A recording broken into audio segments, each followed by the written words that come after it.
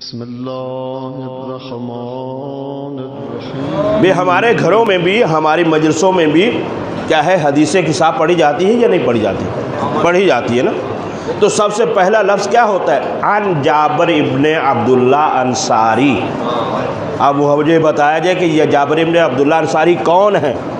یہ صحابی رسول ہیں، باعظمت صحابی ہیں، اور ان کی عظمت یہ ہے کہ انہوں نے وہ طولانی زندگی پائی ہے کہ پیغمبر نے ارشاد فرمایا تھا کہ اے جابر، تو میرے ہم نام میری اولاد میں سے ایک شخصیت کو پائے گا، تم میرا اسے سلام کہنا۔ توجہ رہے، میرا سلام کہنا۔ کسے کہا جا رہا ہے؟ جابر ابن عبداللہ انصاری رضی اللہ تعالی عنہ۔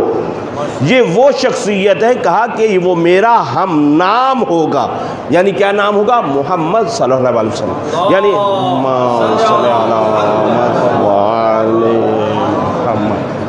یعنی اس طرح سے جب پیغمبر نے ان کو بشارت دی کہ تمہیں یہ ہم بشارت دیتے ہیں کہ تم میرے ہم نام کو میری اولاد میں سے ملو گے۔ اب یہ ہے کہ جابر ابن عبداللہ انصاری عظیم ترین، ہمارے نزدیک دیکھیں صحابہ کی شان کیا ہے، وہ یہ ہے کہ ایک تو یہ ہے کہ حدیث کسا کے راوی کون ہیں، یہ ہے۔ دوسرا یہ ہے کہ اربعین کے ہم قریب ہو رہے ہیں، اربعین کی زیارت کی، یعنی چہلوں میں امام حسین علیہ السلام کی زیارت، یعنی قبر امام حسین علیہ السلام کی زیارت کے سب سے پہلے زائر بھی یہی ہے۔ جابر ابن عبداللہ انصاری زوار قبر امام حسین علیہ السلام ہیں۔ ہم سے پوچھا تو جائے کہ ہم کیا بتانا چاہتے ہیں، کتنی عظمت ہے ہمارے نزدیک صحابہ پیغمبر کی یہ شخصیت۔ اور پھر اسی طرح سے یہ ہے کہ آخری وقت میں ان کی آنکھیں چلی گئی تھی، ظاہر ہے کہ ضعیف ہو گئے تھے، ضعافت کی وجہ سے کیا ہے کہ آنکھیں چلی گئیں، لیکن اس کے باوجود کیونکہ پیغمبر نے فرما رکھا تھا کہ ایک ایسی شخصیت سے ملو گے جس کا نام میرا نام ہوگا اور جس کی کونیت یہ ہوگی، جس کا لقب یہ ہوگا باقر العلوم، یعنی علم کو پھیلانے والا، علم کو شگافتہ کرنے والا، یہ فرمایا تھا پیغمبر نے۔ آنکھیں جب نبینا ہو گئیں تو اپنی آواز دے دے کر کہا کرتے تھے یا باقرو یا باقرو، اور جب یہ ہے کہ خود امام باقر علیہ السلام سے ملاقات ہوئی، پیغمبر کا سلام پہنچایا ہے۔ یہ ہے عظمت صحابی۔ محمد و آل محمد بلند صلوات، اللہم صلی علی محمد حیدری۔ یہی بات ہے، دیکھیں صحابہ پر نعرہ بھی آتا ہے، صحیح ہے نا؟ ہم تو الحمدللہ مانتے ہیں، اور پیغمبر کے ایک دو صحابی نہیں ہیں، 1.25 لاکھ غدیر میں تھا۔ آپ تو ہم سے 2-3 کی بات کرتے ہیں، ہم تو 1.25 لاکھ کے ماننے والے ہیں، تو وہ تعداد کتنی بڑی ہے۔ تو عزیزان گرامی، ہم تو اصحاب پیغمبر کے یہ ہے کہ ان کے قدموں کی دھول ہماری آنکھوں کا نور ہے، ہم اس حد تک مانتے ہیں۔ اور میں نے بارہا ممبر پر کہا ہے، کیونکہ ابھی مجھے جلدی سے سفر کرنا ہے، ورنہ میں نے یہ بھی کہا ہے اور کئی جگہوں پر شان صحابہ کو ہم نے پڑھا بھی ہے، اور وہ یہی بات ہے کہ صحابہ کی شان بھی اگر سنی ہے تو وہ بھی ہم سے سنو، کیونکہ صحابی کی شان و منزلت کو جس طرح سے ہم سمجھتے ہیں اس طرح سے شاید کوئی اور سمجھتا بھی نہیں ہوگا۔ اس کی وجہ کیا ہے؟ اس کی وجہ ہے عزیزان گرامی، ہم اصحاب پیغمبر کو اس مقام پر سمجھتے ہیں کہ جہاں پر تمہاری رسائی بھی نہیں ہے۔ پیغمبر نے جو ان کو مقامات دیے ہیں، السلمان منا اہل البیت، سلمان ہم اہل بیت کے ہیں، تو یہ کتنی بڑی منزلت ہے۔ کہا کہ ایمان کے 10 درجے ہیں، ان میں سے 9 درجے سلمان کے پاس ہیں، 10ویں میں شریک ہیں۔ یہ کس کی شان ہے؟ یہ شان صحابہ ہے، یہ صحابی کی شان ہے۔ عزیزان گرامی، بس یہی عرض کر رہا تھا کہ یہاں پر اس بات کے اوپر غور کرنے کی ضرورت ہے۔ تو اصحاب پیغمبر انتہائی ہمارے لیے محترم ہیں۔ اور اب آگے گفتگو بڑھنا چاہ رہا ہوں کہ یہ ہے کہ لیکن سوال پھر اپنی جگہ پر ذہن رہے، صحابی پیغمبر کب بنا؟ رسول کا صحابی کب بنا؟ یہ سوال ہے۔ جیسے زوجہ رسول کب بنی؟ یاد رہے گا، جب عقد رسول میں آئیں تب وہ زوجہ رسول کہلائیں۔ اور صحابی رسول کب بنے؟ جب رسول کا کلمہ پڑھا، توجہ فرما رہے ہیں، جب رسول کا کلمہ پڑھا تب وہ بنا ہے صحابی رسول۔ اس سے پہلے اس نے جتنے بھی زندگی گزاری، جیسے بھی زندگی گزاری، وہ صحابی رسول نہیں کہلا سکتا، کیونکہ دیکھ لینا کافی نہیں ہے۔ دیکھ تو ابو جہل بھی رہا تھا، ابو لہب بھی دیکھ رہا تھا، مشرکین بھی دیکھ رہے تھے، کافرین بھی دیکھ رہے تھے۔ بھی دیکھنے کے معیار تو نہیں ہے، معیار یہ ہے کہ جب رسول کا کلمہ پڑھا تب وہ صحابی بنا، یا دوسرے لفظوں میں کہوں کہ جب رسول کا کلمہ پڑھا تب وہ رضی اللہ بنا۔ توجہ ہے؟ یعنی رضی اللہ کب بنے؟ جب رسول کا کلمہ پڑھا۔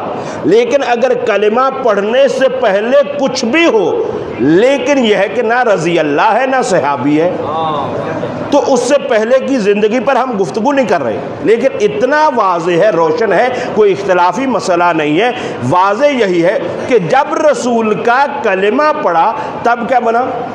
صحابی، ٹھیک ہے، تب کیا بنا؟ رضی اللہ۔ اب میں آپ سے سوال کرنا چاہتا ہوں، اور آپ کے وسوٹ سے جہاں تک میری آواز جا رہی ہے، بلا تفریق ہم تمام مسلمان بھائی ہیں، اتحاد سے، پیار محبت سے بات کریں۔ دیکھیے، یہ اتحاد کی ضرورت ہے۔ دشمن ہمیں آپس میں لڑانا چاہتا ہے، یہ ہماری بصیرت ہونی چاہیے کہ ہم اتحاد کا پیغام دیں۔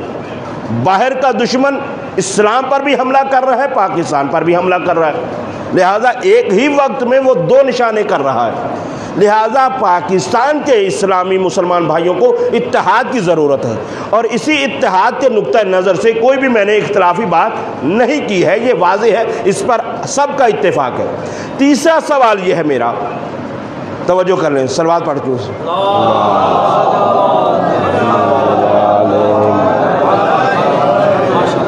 تیسرا سوال یہ ہے کہ، اور یہ آج کی مجلس کا اہم ترین سوال ہے، اور توجہ، وہ یہ ہے کہ اہل بیت کب بنے؟ واضح ہو گئے؟ زوجہ رسول کب بنی؟ جب عقد رسول میں آئی۔ صحابی رسول کب بنا؟ جب رسول کا کلمہ پڑھا۔ اب سوال یہ ہے کہ اہل بیت کب بنے؟ توجہ فرما رہے ہیں، اہل بیت کب بنے؟ آپ سے سوال یہ ہے کہ، آپ سے مراد پورے تمام ملت اسلامیہ سے سوال یہ ہے کہ ہمیں یہ بتایا جائے کہ اہل بیت کب بنے، کون سے کام کیا تو اس کے بعد وہ اہل بیت بنے۔ تو جواب کیا ہے؟ تمام مسلمانوں کا اتفاق یہ ہے کہ بھائی اہل بیت جب سے ہیں اہل بیت ہیں۔ توجہ فرما رہے ہیں، جب سے ہیں تب سے ہی اہل بیت ہیں۔ ایسا نہیں ہے کہ پہلے کچھ اور ہو بعد میں کچھ اور ہو۔ یعنی زوجہ رسول جب تک عقد نہیں کیا اس وقت زوجہ رسول نہیں ہے، جب تک صحابی نے کلمہ نہیں پڑھا ہے اس وقت صحابی کا تمغہ حاصل نہیں کیا ہے۔ تاریخ نے تو بہت سخت مراحل بھی دیکھے، ہم اس پر بات نہیں کر رہے، لیکن اہل بیت کب بنے؟ اہل بیت تب بنے جب سے ہیں تب سے اہل بیت ہیں۔ اب واضح اور روشن ہوئی وہ بات جو میں نے آپ کی خدمت میں عرض کی تھی، عزیزان گرامی، بہت ہی اہم ترین بات ہے، وہ یہی ہے کہ ان کی، میں نے کہا، قرآن اور اہل بیت کی حقیقت ایک ہے۔ جب حقیقت ایک ہے تو جیسے جب سے قرآن ہے، توجہ کر لیجیے گا، جب سے قرآن ہے تب سے ہی قرآن ہے۔ جیسا کہ ترقی کر کے نہیں بنا ہے، بعد میں نہیں بنا، جب سے ہے تب سے قرآن ہے، اسی طرح سے اہل بیت بھی جب سے ہے اہل بیت ہے۔ واضح ہے؟ بر محمد و آل محمد بلند صلوات نعرہ حیدری یا علی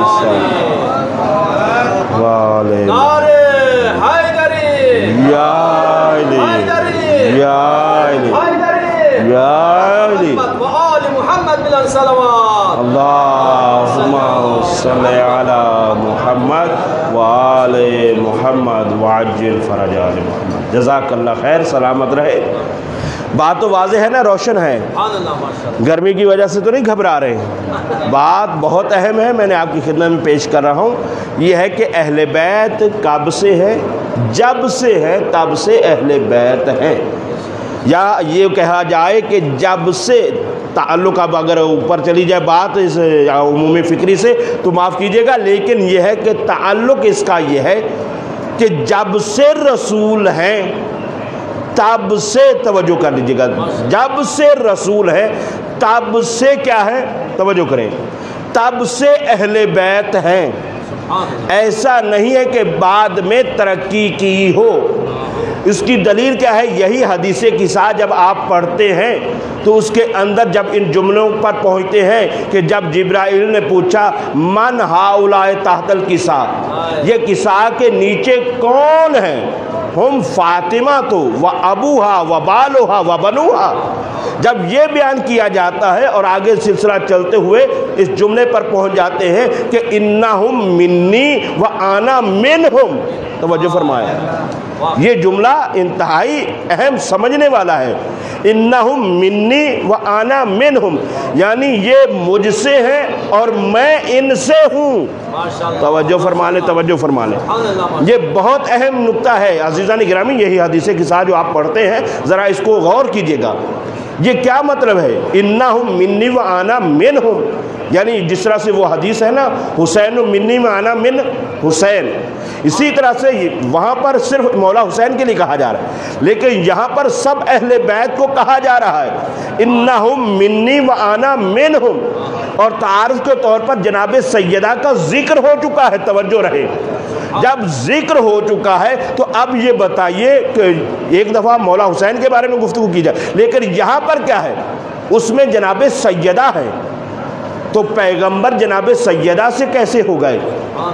انہم منی و انا منہم، تو اب یہ کتنی بحث مشکل ہے، اس کے اندر ہو سکتا ہے بہت سارے، دور کی بات یہ ہے کہ اگر ہو سکتا ہے کہ بعض اپنے لوگوں کو بھی بات سمجھ میں نہ آئے، ہیں اپنے ظاہری طور پر نظر آتے ہیں، لیکن وہ بھی اس بات کو کبھی کسی سے پوچھ لیجئے گا بھائی اس کی تشریح کر کے دکھائیں کہ انہم منی و انا منہم، جس میں جناب سیدہ بھی ہے، یعنی پیغمبر یہ کہنا چاہ رہے ہیں کہ گویا کہ میں جناب سیدہ سے ہوں اور سیدہ مجھ سے ہے، اس کی تشریح کیا ہے، اس کو کس طرح سے بیان کیا جائے گا؟ عزیزان گرامی اب اگر توجہ کریں تو اب میں سب کو انتہائی توجہ کے ساتھ یہ پیغام پہنچانا چاہتا ہوں، وہ یہ ہے کہ دنیا پریشان ہو رہی ہے اس مسئلے کے اندر کہ ایک باپ ہے، ایک بیٹی ہے، یا ایک نانا ہے، دو نواسے ہیں، دنیا اسی میں الجھ کر رہ گئی کہ نانا نواسے سے کیسے ہو گیا، باپ بیٹی سے کیسے ہو گیا، توجہ فرما رہے ہیں؟ میں گفتگو کو بس مختصر کر رہا ہوں، دنیا اسی کے اندر، دیکھیں میں نے بعض گفتگو کو اس انداز سے کر رہا ہوں کہ جو پڑھے لکھے مجھے چہرے نظر آ رہے ہیں میں ان کو مد نظر رکھ کے یہ انتہائی بات کر رہا ہوں، بات بہت گہری ہے، ممکن ہے کہ سطح عمومی سے اوپر جا رہی ہو بات، لیکن سمجھانے کی کوشش اپنی پوری کر رہا ہوں۔ اس حدیث قصہ کی تشریح میں کیا کہا جائے گا؟ انہم منی و انا منہم، یہ مجھ سے اور میں ان سے ہوں، تو اس کی کیا تشریح ہے؟ اس کی تشریح یہ ہے کہ دنیا کو بعض دفعہ سمجھ نہیں آئی تو اس کی وجہ یہ ہے کہ دنیا یہ دیکھ رہی تھی کہ یہ ہے تعلق رشتوں کا، ایک ہے باپ، ایک ہے بیٹی، ایک ہے نانا، دو ہے نواسے، مثلا ایک ہے بھائی، ایک ہے مثلا دوسرا بھائی، یا ایک ہے سسر، ایک ہے داماد، یعنی رشتوں کے اندر ڈھونڈ رہے تھے اور پھر پریشان ہو رہے تھے کہ یہ کس طرح سے ممکن ہے۔ عزیزو اگر غور کیا جائے تو یہ بات اس دنیا کی ہے ہی نہیں، توجہ رہے، اس بات پر دلیل دینے جا رہا ہوں کہ جب سے پیغمبر ہے تب سے اہل بیت ہے، جیسے قرآن جب سے ہے قرآن ہے، اسی طرح سے جب سے پیغمبر ہیں تب سے ان کے اہل بیت ہیں۔ اب وجہ کیا ہے؟ اس کو سمجھنے کی ضرورت یہی تھی کہ اب اس کو کیسے سمجھا جائے، جب پیغمبر نے کہا کہ میں ان سے ہوں اور یہ مجھ سے ہیں، تو اس کو سمجھنے کے لیے سادہ سی مثال، بہرحال یہ ہے کہ میں نے صاحب الزمان میں پچھلے سال خمسہ مجلس پڑھا ہے، وہاں پہ مولا حسین علیہ السلام پر میں نے گفتگو کی تھی اربعین کے حوالے سے، تو وہ وہاں پر مولا حسین کے بارے میں گفتگو تھی، لیکن یہاں پر ابھی آج گفتگو ہو رہی ہے اہل بیت کے بارے میں، تو آج اہل بیت کے اس مسئلے کو حل کیا جائے۔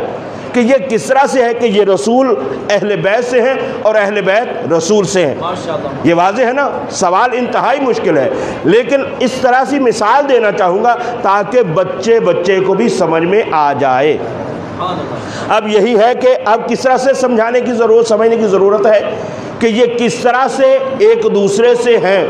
توجہ ہے نا بھی یہ کس طرح سے ایک دوسرے سے ہیں. وہ اس طرح سے ہیں کہ آپ فرض کیجئے کہ آپ کے پاس 2 گلاس ہیں یا 2 جگ ہیں پانی کے.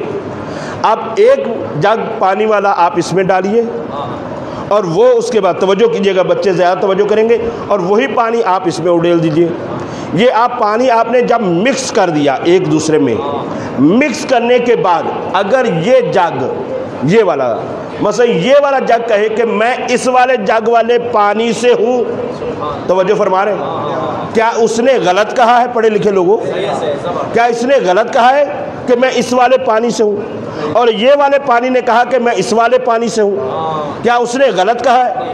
ہرگز نہیں. کیوں؟ دونوں کی حقیقت ایک ہے.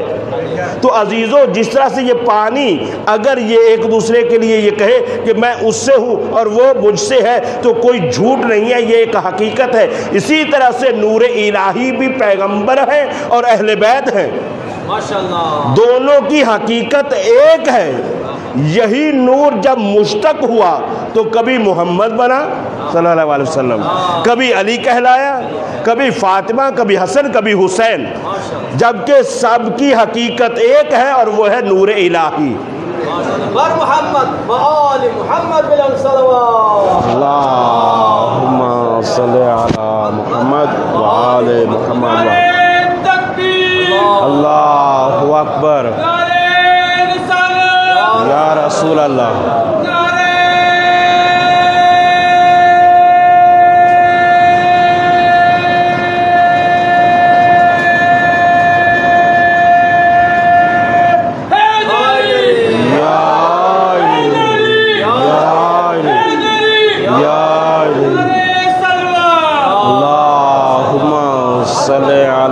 محمد وآل محمد وعجل.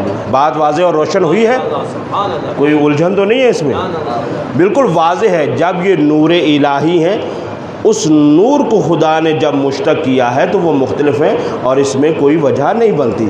اب ان کی سب کی حقیقت ایک ہے عزیزان گرامی. اب اسی طرح سے یہ ہے کہ جب ان کی حقیقت ایک ہے تو یہی میں نے آپ کو یاد ہوگا تیسری مجلس میں نے ذکر کیا تھا کہ جب ان کی حقیقت ایک ہے تو پھر قرآن جو دعویٰ کرتا گیا اہل بیت اس کی دلیل پیش کرتے گئے. اللہ اکبر. بس آخری بات کرنا چاہتا ہوں, بہت یہ بھی مفصل گفتگو ہے لیکن جلدی سے اس بات کو آپ کے حوالے کرتا ہوں, ہدیہ کر کے آپ سے اجازت چاہتا ہوں. اور وہ یہ ہے کیونکہ ان کی حقیقت ایک ہے, اسی وجہ سے کئی ایک مقامات ایسے آپ کو ملیں گے کہ جہاں پر قرآن نے دعویٰ کیا دلیل اہل بیت بن گئے. ان میں سے ایک چیز یہ ہے کہ قرآن کے اندر توجہ کر لیں, وہ یہ ہے کہ قرآن کے اندر یہ لفظیں ہیں کہ ننزل من القرآن ما ہوا شفاء و رحمت للمؤمنین. واضح ہے, ننزل من القرآن, ہم نے قرآن کو نازل کیا, ما ہوا شفاء, یہ قرآن کیا ہے؟ شفا ہے اور رحمت ہے مومنین کے لیے. یہ واضح سے ترجمہ, لیکن انتہائی بہت توجہ والی بات ہے, بہت ہی دقیق بات ہے. ساتھ دیجیے گا تاکہ میں بات کو پہنچا سکوں, ورنہ کہے تو میں یہاں چھوڑ دیتا ہوں. پر محمد وآل محمد بلند صلوات. اللہم صلی علی محمد وآل. جزاک اللہ خیر. یہ سب کی نمائندگی میں کافی ہے یا سب کے لیے؟ اگر سب راضی ہیں تو صلوات پڑھ دیں. اللہم صلی علی محمد وآل محمد. عزیزان گرامی, قرآن کیا ہے؟ قرآن میں کیا ہے بیان ہو رہا ہے؟ قرآن کیا ہے؟ شفا ہے. بہت توجہ. قرآن کیا ہے؟ ذرا دہرائیے گا میرے ساتھ. قرآن شفا ہے, شفا ہے. میں رک کر کہہ رہا ہوں توجہ تاکہ ہو جائے سب آدمیوں کی. قرآن شفا ہے, قرآن دوا نہیں ہے. توجہ کریں. قرآن کیا ہے؟ شفا ہے. دوسرے لفظوں دیکھ رہے ہیں, قرآن شفا ہے, دوا نہیں ہے. کیا مطلب؟ دوا کی خصوصیت یہ ہوتی ہے کہ کوئی ڈاکٹر کے پاس، یہاں بھی ہو سکتا ہے کوئی بیٹھے ہو، طبیب ہو کوئی بھی، جب بھی آپ ڈاکٹر کے پاس جاتے ہیں دوائی دیتا ہے طبیب، ڈاکٹر دوائی دیتا ہے، وہ دوائی دیتا ہے، شفا کی ضمانت نہیں دیتا۔ وہ یقین سے یہ نہیں کہہ سکتا کہ آپ صحت یاب بھی ہو جائیں گے۔ آپ یہاں پہ جتنے بڑے ہاسپٹل ہیں، کسی کے سامنے باہر بورڈ لگا ہوا آپ نے دیکھا کہ یہاں پر ہر آنے والا بچ کے جائے گا۔ بھائی مرنے والوں کے لیے تو انہوں نے گیٹ ہی الگ رکھا ہوا ہے کہ ادھر سے بھیجنا ہے، جو آ رہا ہے نا اس کو ادھر بھیجنا ہے۔ تو اب یہ ہے کہ یہ کسی بھی جگہ پر آپ کو یہ نہیں ملے گا کہ جہاں پر لکھا ہو کہ ہم شفا کے ضامن ہیں۔ جو بھی ہمارے ہاسپٹل میں آ جائے، چاہے کوئی چھوٹا یا بڑا جو بھی ہے، کسی جگہ پر بھی آپ کو یہ نہیں ملے گا۔ سب یہی کہتے ہیں بھی ہماری ذمہ داری ہے دوا دینا، ہم دوائی کے ضامن ہیں، شفا دینے والا ہمارا کام نہیں ہے۔ اسی وجہ سے قرآن کے اندر یہ بھی آیت ہے اذا مرضت فہو یشفی، یعنی اذا مرضت فہو یشفی، جب میں مریض ہوتا ہوں وہ مجھے شفا دیتا ہے۔ اللہ اکبر۔ یعنی ڈاکٹر یا طبیب وہ نہیں مجھے شفا دیتا، ڈاکٹر طبیب مجھے دوا دیتا ہے، شفا مجھے، توجہ کریے، خدا دیتا ہے۔ اور اب یہاں پر یہ لفظ ہے کہ ننزل من القرآن، ہم نے قرآن کو نازل کیا، ما ہوا شفاء، قرآن شفا ہے۔ توجہ کر لیں، قرآن شفا ہے، قرآن دوا نہیں ہے۔ اب اگر قرآن شفا ہے، یقیناً ہے، تو اب لاؤ قرآن کو، جب بھی کوئی بیمار ہو بجائے اس کے کہ اس کو ہاسپٹل بھیجا جائے، اس کے سامنے قرآن پڑھنا شروع کر دو۔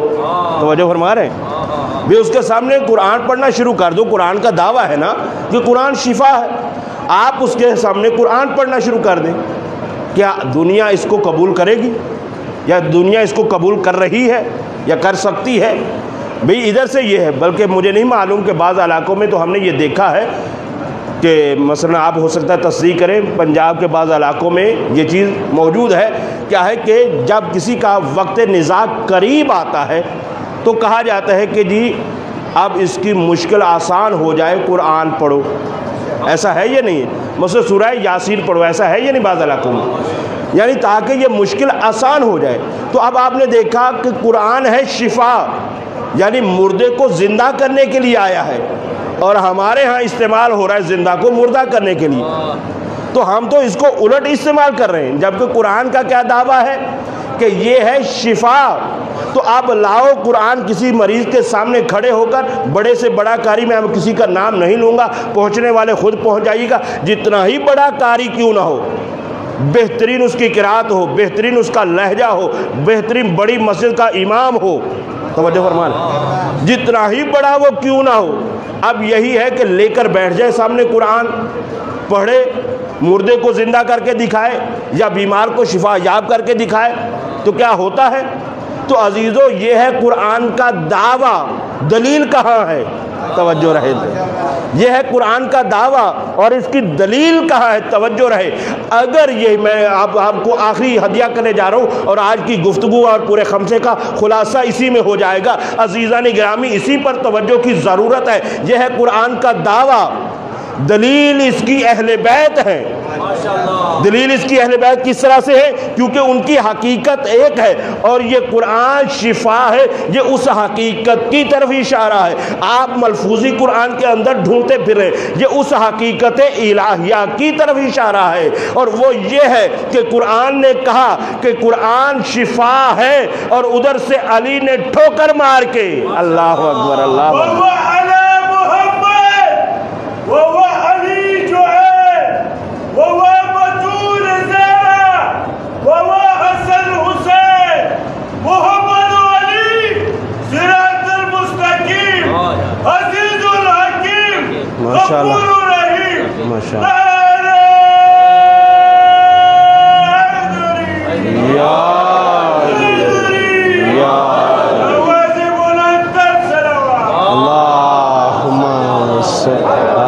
محمد وآل محمد۔ واضح اور روشن ہوا؟ قرآن نے دعویٰ کیا، اہل بیت نے دلیل پیش کی، مردے کو زندہ کر کے دکھا دیا، اور کئی مقامات پر پھر اس سے آگے والی بات کہوں، اور وہ یہ ہے کہ قرآن نے دعویٰ کیا کہ قرآن شفا ہے، اور میرے مولا حسین نے مردے کو زندہ نہیں کیا بلکہ مردہ قوموں کو زندہ کیا۔ اللہ اکبر، اللہ اکبر، اللہ اکبر۔ میرے مولا حسین نے مردہ قوموں کو زندہ کر کے ان کے اندر حریت کی روح کو پھینکا، اور آج آپ کے سامنے تاریخ موجود ہے، بڑے سے بڑے کسی مفکر کو بھی اگر آپ اٹھائیں گے جس نے انقلاب برپا کیا، جس نے آزادی کی بات کی، اگر اس سے پوچھا جائے کہ تمہارے سامنے آئیڈیل کون ہے، مہاتما گاندھی سے جب پوچھا گیا تمہارے پاس کون ہے آئیڈیل، کس کی بنا پر تم تو ہندو ہو، کس کی بنا پر تم آزادی لے کر آؤ گے، کہا میرے سامنے مولا حسین ہے۔ مولا حسین کی سیرت ہے جس نے حریت کا درس دیا ہے تو مردہ قوموں کو زندہ کیا ہے۔ مولا حسین تمام شہداء کربلا بلند صلوات۔ اللہم صلی علی محمد وآل محمد۔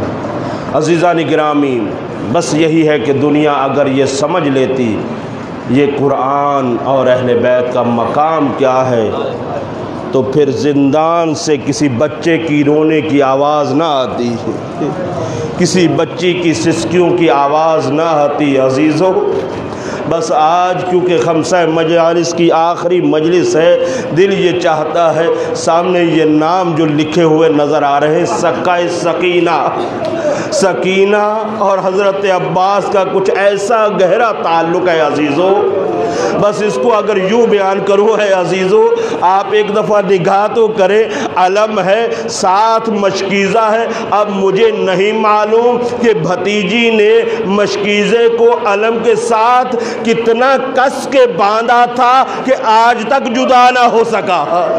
اجرکم علی اللہ۔ حضرت عباس کہا جاتا ہے کہ اے جانے والے زائرو، جب مولا عباس کی زیارت کو جانا، حضرت عباس کی زری پر کھڑے ہو کر سکینہ کا ذکر نہ کرنا۔ علماء منع کرتے ہیں کیونکہ جب آپ ذکر کریں گے حضرت عباس کی لاش کربلا کی سرزمین پر تڑپ جائے گی۔ میں پانی نہ لا سکا، میں سکہ سکینہ تھا۔ اجرکم علی اللہ۔ لیکن اے عزیزو، یہ بچی نہ جانے کس طرح سے شام کے زندان میں جو پہنچی ہے، ایک مرتبہ کیا خواب میں دیکھا، ایک مرتبہ بیدار ہوئی، بیدار ہو کر کہنے لگی، ارے بھیا ابھی میرے بابا مجھے لینے آئے تھے، ابھی میرے بابا آئے تھے، مجھے لینے آئے تھے۔ بچی کے رونے کی آواز اب مجھے نہیں معلوم کہ یزید کے محل تک کیسے پہنچی، لیکن مجھے نہیں معلوم کیا زندان کے نزدیک گھر تھا، یہ کہ ایسا تو نہیں لگتا ہے، تو پھر آواز کیسے پہنچی؟ عزادارو سن لینا، یہ ایک نیا تصور پیش کرنے جا رہا ہوں، یہ آواز کیسے پہنچی ہوگی یزید کے محل میں؟ اے عزیزو، ہو سکتا ہے یہ زہرا کی پوتی ہے، جیسے جناب فاطمہ الزہرا جب روتی تھی مدینے کی دیواریں ہل جاتی تھی، ہو سکتا ہے شام کی دیواریں ہلی ہو۔ پتا کیا ہو کون رو رہا ہے؟ کہا حسین کی بیٹی سکینہ رو رہی ہے۔ کہا کیوں رو رہی؟ کہا بابا کو یاد کر کے رو رہی ہے۔ کہا اچھا باپ کا سر بھیج دیا جائے۔ اجرکم علی اللہ۔ اب جو عزادارو تشت میں رکھ کر بی بی سکینہ کے سامنے لا کر بابا کا سر رکھا گیا، بی بی سکینہ نے دیکھ کر کہا، بھیا سید سجاد، میں نے کھانا تو نہیں مانگا تھا، مجھے کھانا نہیں چاہیے، مجھے بابا چاہیے۔ ایک مرتبہ اب جو پردہ ہٹا، باپ کا کٹا ہوا سر نظر آیا۔ اے عزادارو، اس کے بعد روایت کے یہ جملے ہیں، سکینہ سکینہ نے بابا کے سر کو ہاتھوں پہ لیا، سینے سے لگا کے کہا بابا مجھے تماچے مارے گئے، بابا میں یتیم ہو گئی، بابا میرے گوشوارے چھینے گئے، لیکن بابا مجھے یہ تو بتا بابا تیری یہ رگیں کس نے کاٹی ہے، بابا مجھے کس نے یتیم کیا ہے؟ بس عزادارو یہ بین کرتے کرتے سکینہ چپ ہو گئی۔ اب جو نبض پہ ہاتھ رکھا انا للہ و انا الیہ راجعون وسيعلم الذين ظلموا أي منقلب ينقلبون ألا لعنة الله على قوم الظالمين۔